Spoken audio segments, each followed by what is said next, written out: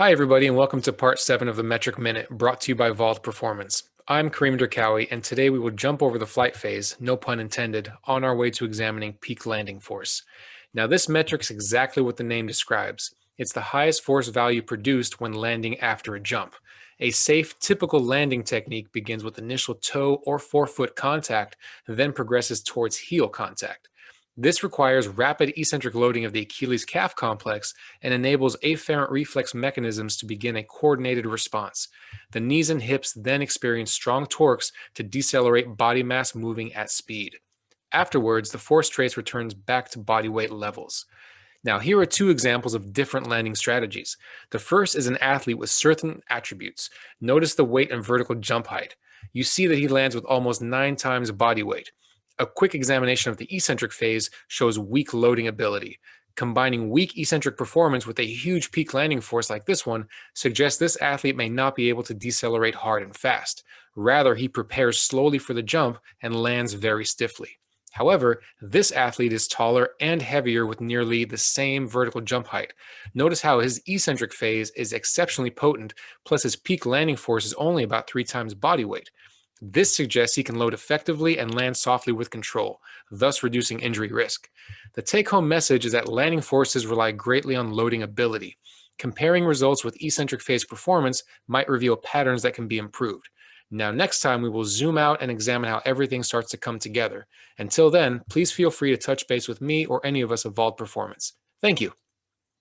The world of strength and conditioning is filled with some awesome practitioners who are always trying to evolve and continue to grow professionally throughout their career.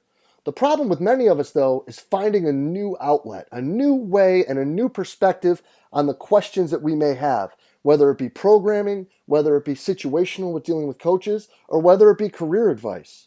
Because all too often what happens is we get stuck in with the same group of friends and the same group of colleagues that we reach out to for advice repeatedly over and over again. But what we should really be looking for is different perspectives. Different people who have been through different situations who can help us make better decisions both for ourselves and our athletes.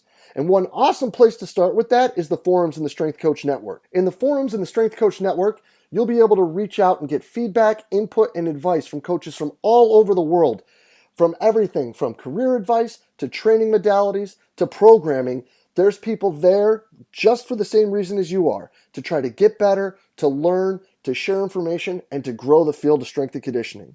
So hop on over to strengthcoachnetwork.com/CVASPS.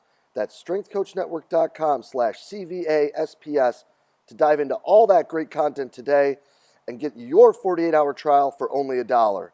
I look forward to seeing you in the Strength Coach Network.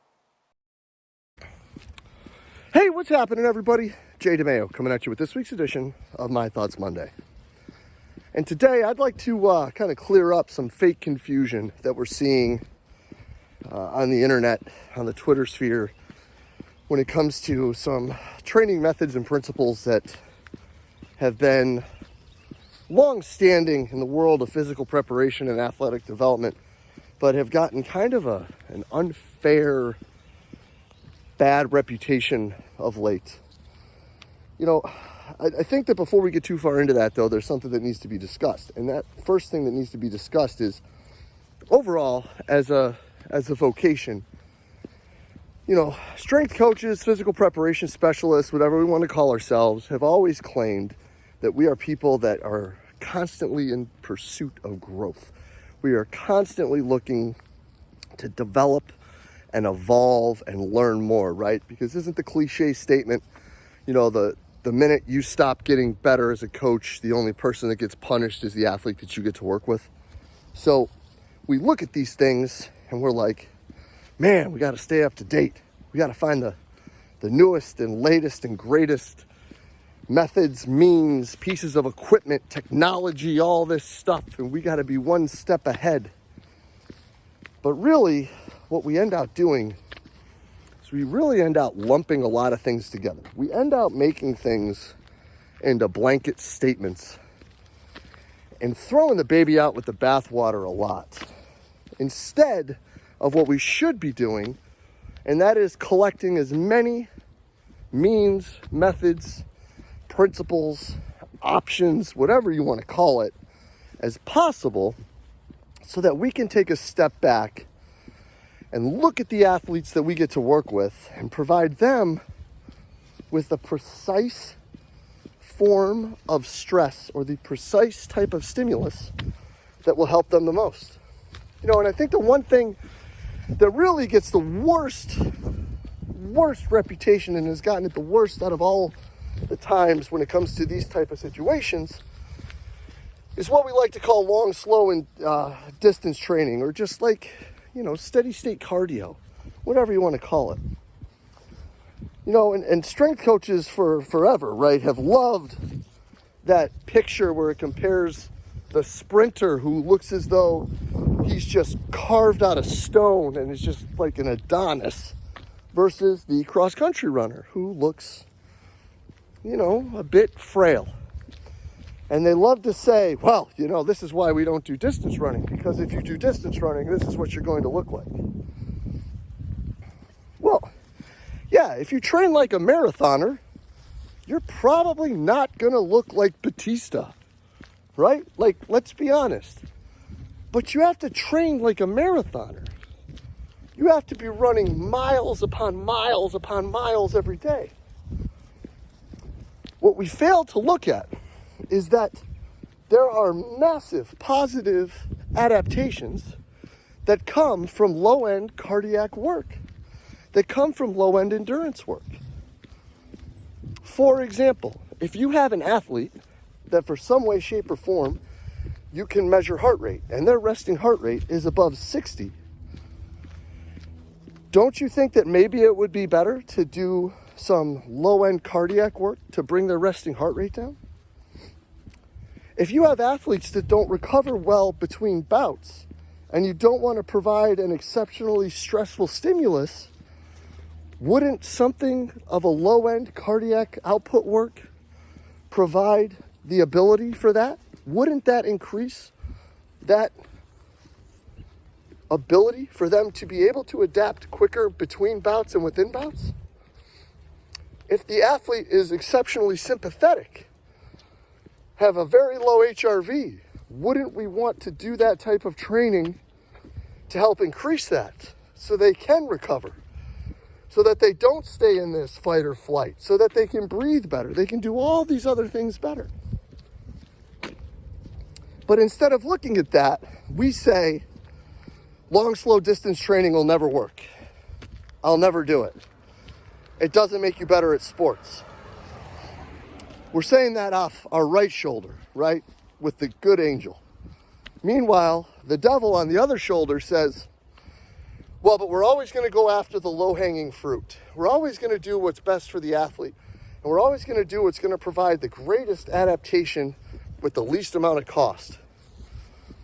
Well, how much less of a cost can there be going on a 30-minute walk with your heart rate between 120 and 130? How much less of a cost can there be? And if you've got someone whose heart rate is too high, so they don't adapt well, or their HRV is too low, so they can't handle the stress, and they can't adapt and they can't recover between bouts, which we also say is most important, is to be able to do things repeatedly, well, then why would we throw that away? Why are we sitting here and taking specific means and making them villains when in reality, it could be that simple means that allows the adaptation that's most important? I don't know what the answer is. Maybe the answer is that it's boring. It's boring. We don't need to be there for that. Hey, go sit on a bike, spin it at about 120 beats per minute for 30 minutes. Go have fun. You don't need to sit there for that. You're not needed for that. Is that why? Because we can't sit there and oversee what they're doing? Or if we are there with them, we're just staring at them on a treadmill or a bike or walking around someplace? Is that why? That's a lousy reason. But that's also the same reason people say that 1x20 is stupid, right? Because they get bored. Because it's like, oh, you do the same workout 3 days a week? Sure do. Don't you get bored? No, I don't get bored. I don't get bored because I'm able to see the bigger picture. And I think that right now, we need more people to be able to see the bigger picture. We need to take a step back and start reevaluating why. We are just so excited to go and be educated. And we like to talk about all the books we read and all the webinars we see and all the publications we get into. But then when there's something that for one form or another just doesn't fit some sort of agenda that we have, we throw the baby out with the bathwater instead of actually sitting there and being like, in this one situation, that may be helpful. Now, I'm not sitting here and saying that everything is going to be okay all the time, every time, anytime. And I'm not saying that everything that we do needs to be, stored somewhere in your brain and kept around, because there are some things that, may just not fit with what you do. But if we're going to say, and we're going to mean, that we are trying to provide the minimal effective dose, and we are trying to pick the low-hanging fruit off the tree first, then what we can't do is take the simplest, easiest, least stressful forms of activity and say, we will never do that. Blanket statements have no place in what we do. And people like to make them too often. And it's just too bad. Because the simplicity of some of these training means can build such a great adaptation that can lead you to do such greater, more intense, more fun training modalities later on.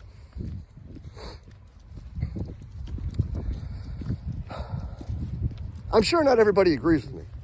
I'm sure there's some people that say, yeah, we would never do long distance aerobic work.